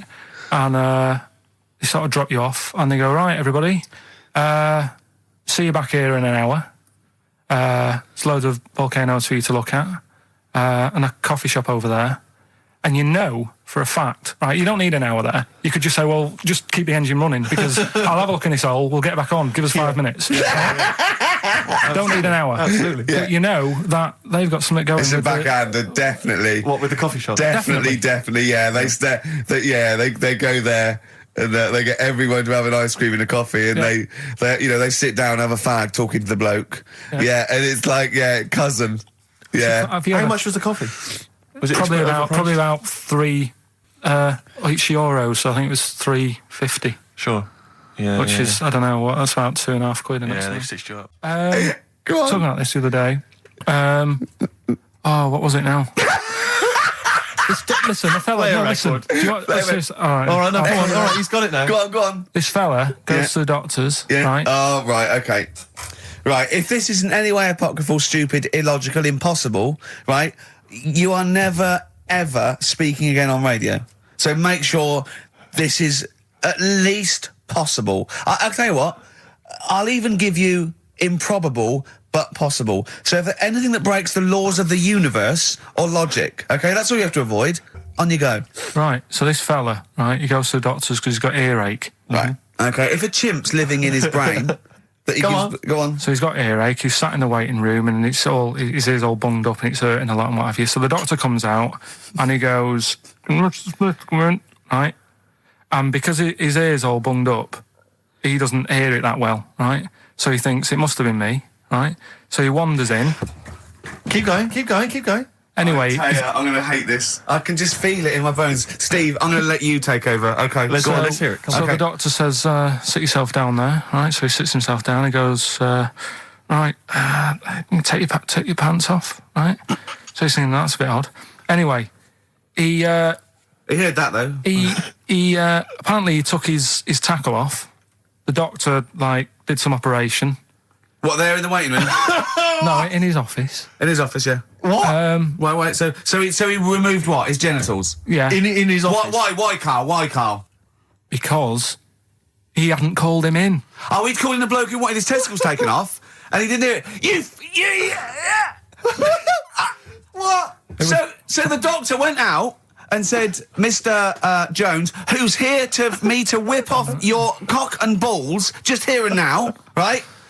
Bloke comes in, didn't it? It must have been me. So the bloke who wanted his balls taken off didn't say, I think he said me. So he didn't interrupt then. So the bloke goes in, he starts taking his testicles off, and he doesn't say, I'm here for me ears. What are you doing with that? That is a blinding record. And before that, Rick, what do you make of those adverts? They were great, weren't they? I like them, yeah. I'm going to buy all them products on the way home. And that's endorsed by Ricky Gervais. He's won awards. Yeah. Rick, do you remember this? This was a hilarious moment. No, you'll remember this when you hear it. It was when Karl said something that was basic. Well, I think for a lot of people it sounded like a lot of old bollocks. Karl's found love on the street before, haven't you? How's it going with your bird, Karl? Are you married? No. How long have you been out with her? 7 years. Because, you're quite a simple man. Yeah. You're sort of a simple in a nice way. ways. I mean, you're like Helen from Big Brother. Yeah, you're sort of nice enough, but I look normal. Well, yeah, you sort of do. But you could be one of those that just suddenly go mental with a pen. Yeah, do you know just what I mean? Stab people through the eyes. Yeah, you sort of look normal. But if I wouldn't really want to wind you up to a point of frenzy. How did you meet your girlfriend? Through work. What, through her work? What, you phoned up and said you worked at the same place. Oh, you're right. Yeah. You're quite an enigma, aren't you? Could you give us more on that? At work, you met her at work. What, she came in selling sandwiches? She was going through the bins outside. What do you mean you met her at work? Why are you having an attack on me? You're the one who's sad and lonely. No, he's done you again. Yeah, but what I thought was interesting was I just scratched at him and he just went mental. Yeah, no, it's like a bear caught in a trap. It's funny, isn't it? You'll never learn. No, I was just interested to find out what the story was, because it might be a really romantic story. Well, it's not. All right, jeez. I mean, the fact he doesn't want to talk about his love affair. I was thinking about you in the week, and does it worry you? I mean, you sort of joke about it now, and we're talking about it in the office, is Steve really touchy about the way he looks? And, what's this? Where's that come from? He's done it again. He's done you again. I was walking home the other night, and I was thinking about it. And do you worry that when you're old, you will be on your own? You did start it, though, didn't you? Well, Karl, I'm glad you brought this up. because I mean, for me, a lightweight, frothy entertainment show on XFM on a Saturday afternoon is exactly the place where I want to discuss the desperate, lonely future that's inevitably coming my way. Oh, God. I'll tell you what will cheer you up and forget all that. A bit of Embrace. Oh, one of the most hated bands. I'm a little bit concerned about your toilet discussion. What exactly is your point again? I was just a bit bemused. See, it's a tricky one. All I'm saying is, right, there I was at the pub quiz. I go to the toilet, not thinking about anything. I try to go, right, there's a little gay fella next to me. I love this little gay fella. Now, the weird thing is, there's nothing stopping him having a little glance, right, because he's allowed in the fella's toilet. Yeah. Now, I'm not allowed to go into the woman's toilet and have a little look round. Right. So all I'm saying is, should they have another toilet area? What, for gay people? Yeah. And so this would be gay men and lesbians? Is that going to complicate things? Well, I mean, I can only assume. I mean, to what point? I'll ask you a question, right? If you're intimidated, that's a shame. But you know, most gay men aren't looking at your knob. You know that. What do you mean? I can only say that 99.9% of gay men who use a urinal standing next to what they assume is a heterosexual man aren't looking at his knob. What they're doing then? They're emptying their bladder. No, but the thing is, I can't talk. You're saying like, you know, about would you have one toilet for lesbian women and gay fellas, right? What does that mean? Would it be mixed? Would it just be? Would it have a man on one? That's heterosexual man. One little picture of a woman on the other, and then what? What would the little icon be? A man and a woman. A man and a woman. Just having a chat. Yeah. In pink and dot lines. But you couldn't mix them, because then what would happen is you'd get people who are going, oh, I'll play up to this a bit. Or pretend to be gay. And yeah, you know, sort of grow a moustache and shave their head. And pretend to be a lesbian.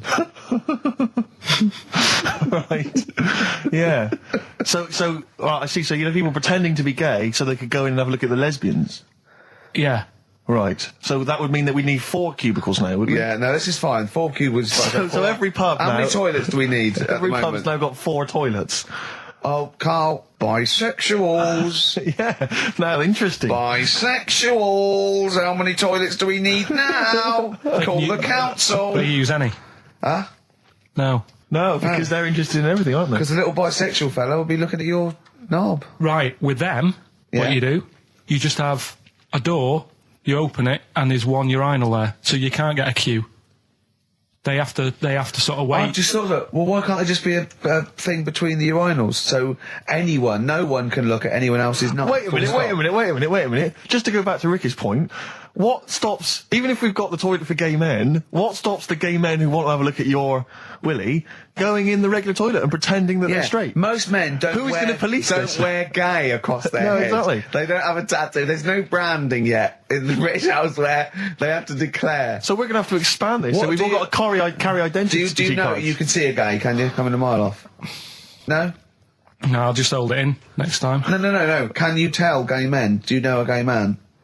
I'd say, probably,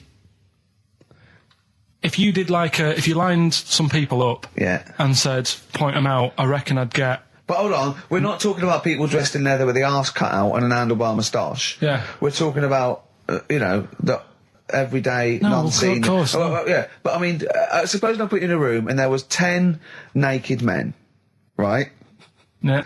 And there's 5 gay men and 5 hetero. Could you walk along that line looking at those gay... Am I naked? No, you don't have to be naked. Why would you have to be naked? To catch them out. Play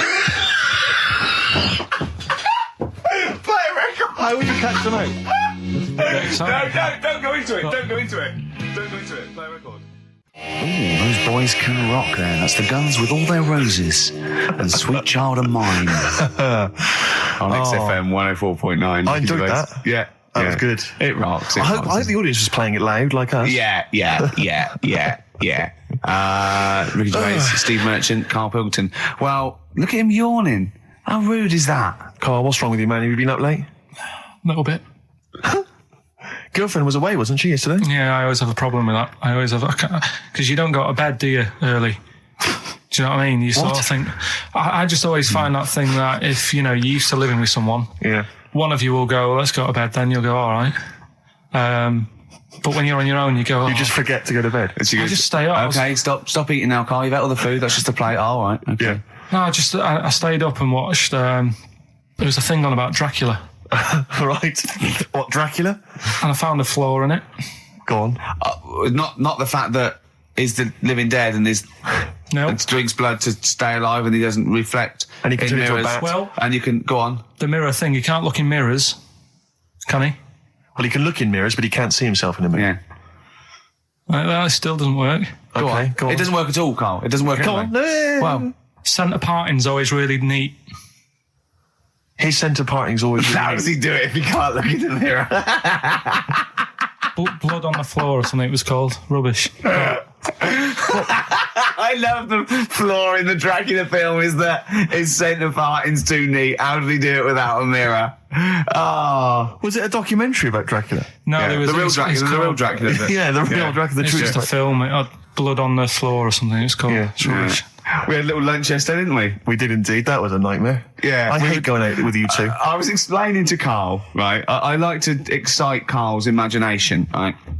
And if it involves chimps or monkeys, all the better. Brains he likes, parts of the body, deformity. You know, I know where to, what buttons to push.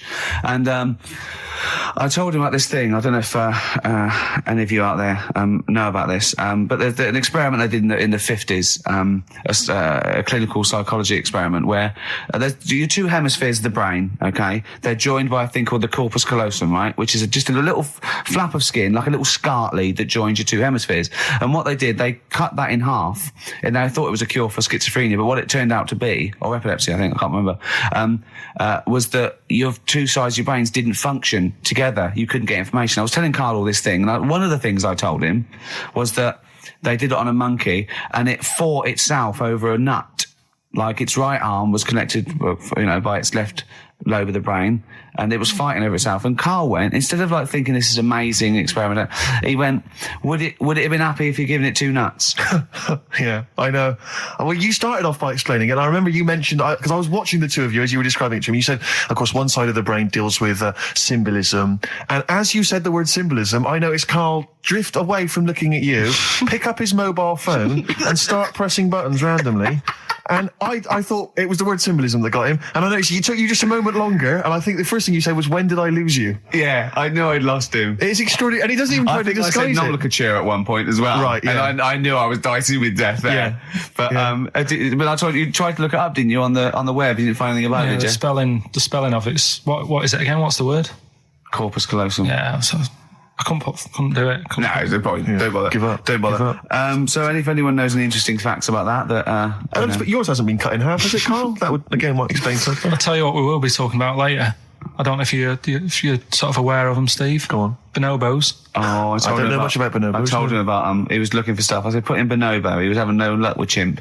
And they're a form of chimpanzee, but they're even closer to us, evolutionarily speaking. They've got their social groups are more like ours. They're more intelligent. And he was loving it, weren't you? So is it human bonobo Carl? Is that how it works on the evolutionary ladder? Chimp, Carl. Yeah. Yeah. Talking about them. So we're talking about bonobos. You're excited about that? Yeah, That's yeah. Coming up in Monkey News? No, I think it's a bit of a monkey bonus. Placebo, Bitter End on XFM 104.9. This is pre-recorded. We recorded this a couple of weeks ago, before Christmas. I hope you had a great Christmas. If you didn't, not our fault, really, is it? Nothing to do with us. Wouldn't have thought we'd have. We're well over time because we've got plenty of cash now, thanks to a lot of you who probably bought the Office DVD. Yeah. Probably got And that if you in stock haven't yet, and you've maybe got vouchers or money, still available. Still there in the shops. Still available. You can still make it the best-selling DVD of all time. Please. Please do. Yeah. Please do. I'll tell you what you want to hear, though, before you make your mind up. I'll tell you what, if you like this next clip, go and buy the Office DVD. I think you will. It's a brilliant clip. It's the one where we talk about, well, it is self-explanatory. Yeah. We went, it was a great day, wasn't it? Brilliant round of golf. Absolutely brilliant. Such a beautiful place in Stoke Poges. It's like a really posh place. And are you a good golf player? Well, we'll get to that. Oh, okay. Oh, blimey. Wow. he bought the shoes especially for it. Oh, I'd love to have seen him in those little shoes. I know, and they were no good because they were metal spikes. We had to change them. He was annoyed straight away. He spent over £22 on these golf shoes. We hired a buggy. That was brilliant fun. I was bombing along, wasn't I? I don't drive, but it was great on that buggy. Well, you've been on a buggy with me and you were a bit scared. Yeah. I nearly killed us once. I was just taking banks and things, but you don't see sort of bunkers, and he'd scream and go, stop! And he'd put his foot down the brake, and then I reversed. At one point he sort of did a handbrake turn next to the lake, and then we had to reverse, right? And you know, you just flick a switch and put your foot down. He did that without looking. I look behind, there's a big oak tree there. He screams, watch the tree, right? So Dukes of Hazzard. I kept jumping in and leaving him behind because I had to go to my ball. Anyway, the first shot, I got on my driver. I honestly did one of the best shots I've ever done. It went straight down. It was great. I thought, phew, got away with that because it's always the first one because it's a clubhouse and you want to look good. Yeah. So. He tees up, and I've been saying, buy some balls. He just got 6 balls. I was going, what if you lose me? I won't lose 6 balls, right? He tees up, right? Whacks it. It goes miles, like right angles, straight into these the woods, right? He turns around, he goes, go and buy some more balls. So I'm laughing because it's like impolite to laugh, but he broke the ice for me, and I was falling around. And then his second shot, I go, you know, you're off a 3 now. If you take another shot, he went, oh, right. So it's his third shot. He puts the ball down. He hits the ground before it and misses the ball altogether. And I was on my back, wasn't I? Unbelievable. Actually rolling about on his back. And we were terrible. I went round 107. He went round in like 119 or something. Sure. It was just rubbish. How long did it take? 5 hours. Of course. And there was no one around, luckily. But it was fantastic. So then we go and have our meal. What annoys me, I said, right, I'll go for a run. He went, I'll have a bath. I said, I'll see you at 7:45. At 7:55, I have to call him. He's not ready, so he's let me down there. I can't stand lateness or laziness. Yeah, and he's let me down. Do you know his excuse? He fell asleep in the bath because there was no light bulb. There was no light bulb in the bathroom. So instantly he fell asleep, and he was late. No, do you know what I mean though, Steve? If you're sort of like nice and warm and what have you, I was tired anyway, I've been stressed out for 4.5 hours, right? My life flashed in front of me a few times in that buggy. So it's all sort of wears you down a bit. I thought, right, I've got a headache, you're going for your run, I'm going to have a bath. I walk in, put the light on, for some reason it didn't come on, but I thought, it's alright, I'll just... you know, doesn't matter. You can have a bath in the summer, so it's light anyway. Well, there's no windows in the bathroom, so... So you were in the darkness? So I'm in the darkness. I nod off because I'm shattered. He calls up, hassling me. So I said, well, it doesn't normally take that long for me because, you know, I haven't got, like, long hair. I've got a dryer and so I can sort of one wipe. Yeah. He's already 10 minutes late, though, when I called. Well, 10 minutes. 10 minutes. Lateness is lateness. Next. Doesn't matter. Dinner wasn't until 15:15, so we had, like, another 20 minutes anyway, so it doesn't really matter. Yeah, but we said 1:45. So he's calling up, hurry up. So I said, yeah, all right. So I get out and dry and like my tackle and what have you. Calls back again 30 seconds later. You know? No, I don't like that. Not going to do that, no. Give it a wipe. 30 seconds later, come on. So I end up going downstairs to the meal area. Naked. With a wet shirt on and wet socks. I've got headache as it is. Meant to be a relaxing weekend. But anyway, so we have our meal, which is really nice. And then we're sitting in the bar. I'm having a cigar by the fire. Yeah. Like, we're having a rather nice Pinot Grigio. Yeah. He's there going, I've got headache. Is this 1955 that you live in? I know, yeah. It's so right. And we are knackered because, you know, he's not used to work. I've seen him moaning, falling asleep. He's not used to it at all. And you've been on your feet for over half an hour. Yeah, right. So, we didn't even walk around the golf course. We had a buggy. Yeah. It wasn't even exercise. And now it's Karl's bit. It's the re-education of Karl. He's like Liza Doolittle. And now he's coming to, or Lawnmower Man, if you've seen that film. More like Lawnmower Man, if you've seen the film. You know what I mean. And his homework was to just study quotes, really, on happiness and stuff and general well-being. He's not a big happiness quote fan, are you, Karl? Not really. So what have you done? You've come up with something, haven't you? Right, yeah, I told you, right? Because a lot of these are just things you say every day. They're nothing special. So what I'm doing... Well, you say them every day.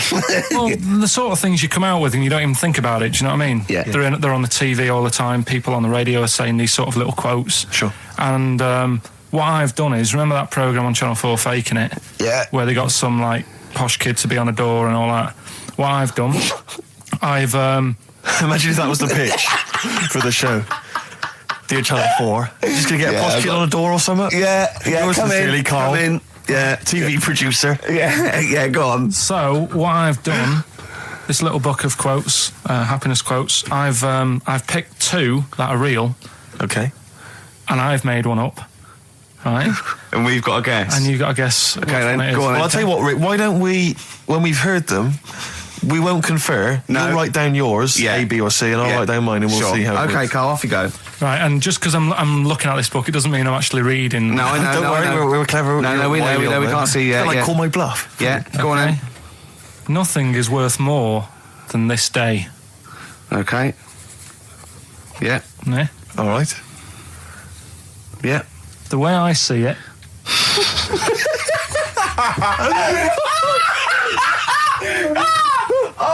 Oh God! My head's gonna burst. No, hang on. My head's gonna burst. No, Hang on. this might not be Carl's. Oh, it might not be. How do you know I haven't tweaked them a little bit? Yeah, good Okay, point. fair Good enough. point. No, good point. The way I see it, if you want the rainbow, you got to put up with the rain. Yeah. Okay. All right. All right, yeah. Okay. Hang on. Yeah. Come on. Cat food. Cat food, come on. It stinks a bit, but if you don't put up with the smell, the little kitten will die. Steve! I don't know what to say! I don't know what to say. Imagine this in faking it. Imagine their faces when he says that. And they're going, oh my God. Oh. Carl, play a song, mate. We'll have to confer on this one. Right, Blair. Well, that's just amazing, Carl. Just read them again. Two were real, one was fake. Go on in. Right. First one. Nothing is worth more than this day. Excellent. Next one. What does that mean? Well, cherish now, cherish your time. Okay. Because you can't get it back, and you know that's the way I saw it. Carpe diem, whatever it is, seize the day and all that. Okay. If you want the rainbow, you've got to put up with the rain. Yeah, of course. Yeah, rough with the smooth. You know, it's not all plain sailing, but you know, rainbow's beautiful, but it comes because of the rain, which you might not like. So make the most of everything, and good. Cat food doesn't smell good, but if you don't put up with it, then the little kitten will die. Right, now, Carl, that is a good effort. Now, that one's yours. I mean, obviously, right? Right, no, but it's a good effort, right? I mean, it slipped seamlessly into the others. Yeah. Don't think it didn't. No, but it's good. I mean, we knew it was that one. But what I will say is, it's good, but what you don't know, maybe subconsciously, is, I mean, it's very similar to the putting up with the rain and the rainbow. But that's good. Why do you think that? Well... What does mine mean?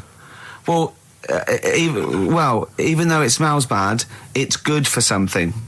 Right, so I didn't look at it like that. What did you look at? I kind of thought... Was yours more specifically about cat food, generally? Because, you know, normally it's an analogy. Yeah, or a metaphor for something, you know, much bigger. Well, no, the way I mean, Dolly Parton, who I think did the rainbow rain thing, she wasn't specifically concerned about weather conditions. No. It was a sort of general idea. It was all about life. Yeah. Well, that's what I've done. Go on. I've used an everyday thing. Yeah. And put it with today's problems, right? Go on. So, like, my girlfriend, she might like to go shopping for clothes. I hate it. Right. But because I love her, I put up with it. Ah, that's nice. Yeah? Yeah. So, you love that little kitten. You can't stand the smell of the stuff you got to feed it. But because you love it, you go, well, you know, I'll put up with this just for a few minutes, and then I can, like, squeeze its head later and give it a little... Sorry! Squeeze its little head. Yeah, well, that's just the thing that I do with cats. Put it in a bag and drown it in a lake. I can feed it and then I can throw it against the wall. Exactly. So you didn't see it like that, did you? No, that's very good. So it's about love, is it? It's about putting up with the bad things for something you love. Yeah. Well, that's nice. But Carl, you seem now to be convinced and rather smug that you've tricked us and that you've fooled us and that we didn't understand it. Well, I say that's your fault, not ours. No, it's not, though. I mean, look, that man in Forrest Gump, he was a bit of a nutter. And he came up with the life as a box of chocolates thing. Yeah. Now, if that was in this book, you say, oh yeah, brilliant, you know, good bit of work. But if he was sat here doing the show with you, you'd be taking the mickey out of him. Sometimes I feel he is. No, but Carl, I could. In fact, if people are out there, we're too lazy. Could you write down everything Carl's ever said? Because I think we could publish that. Yeah. He said one today. He saw my salamander. It's not a euphemism. He saw my salamander, and it's just sitting there in the tank. Your exotic pet. Yeah, and he's worried about there not being a lid on. And he said, I went, what are we worried about? He said, wow. He said it sits there for 24 hours a day, obviously planning to get out. Well, it's got nothing else on its mind, and it's, the daft thing is, he has actually got the lid ripped up a little bit. And he'll be looking up there, and it's going to get out. But what's the worst that could happen? What's it thinking? What do you think it's thinking, this salamander? It's got its eye on the DVD player. I can have Ian be down the market. Right. Okay. Right. The results of We ain't got a winner for the first time. Yes, we have. We've done this feature for. We've got loads of winners. No, we haven't.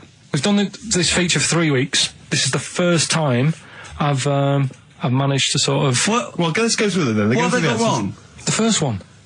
The first one? What was the first one? Well, hang on. Let's do them in reverse order first. So what's the last one? The last one. The clue was that bloke does sport on the telly, and he's got a little kid. What's that? That's Destiny's Child. Des, who does ITV Sport, has got a tiny child, right? No, that's fine. They got that. Destiny's Child. What's the middle one? Well, the middle one. Right. Child. The second one was he doesn't like women. Yeah, he's got a couple of kids. That's a bit weird. Yeah. Right. That was PD. That was Puff Daddy. That is offensive. Go on. But it's not Puff Daddy. It's Puff Daddy. And he's not even called that anymore. He's called P Diddy. Well. Okay, fair enough. But they got that one. Yeah. And if I'm being tight, these lot are as well. Yeah. Yeah. Tight means something in Manchester. Go on. Right. And the first one that they're having problems with, I don't think them birds should be allowed in this area. Got it. Boyzone. It's not Boyzone. What's the clue again? I don't think them birds should be allowed in this area. That is perfect. A boy zone. No birds. No women. No women, yeah, birds, right? A boy zone. Sorry, Carl. If that isn't the answer, their clue is better than yours. That is brilliant. What was yours? Boy zone, it works perfectly. What's your answer then? Bangles. What? I have no idea what that means. Like seagulls. So you don't want them in this area, so you're banning them. Bangles.